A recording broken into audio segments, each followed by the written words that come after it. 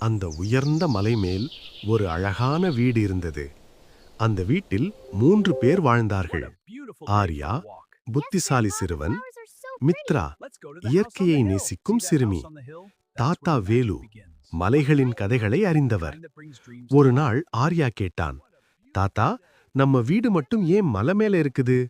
தாத்தா சிரித்தார். இந்த மலைக்கு ஒரு ரகசியம் இருக்கு. இங்க வாழ்ந்தா மனசு தூய்மையா இருக்கும். மித்ரா மரங்களை காட்டி சொன்னாள், இந்த மரங்கள் நம்ம குடும்பம் மாதிரி, ஒண்ணுக்கு ஒண்ணு உதவி செய்யுது. ஒரு நாள் பெரும் மழை வந்தது. கீழே உள்ள கிராமம் தண்ணீரில் சிக்கியது. ஆர்யா ஓடி போய் கயிறு வீசினான். மித்ரா உணவு கொண்டு வந்தாள். தாத்தா வழிகாட்டினார்.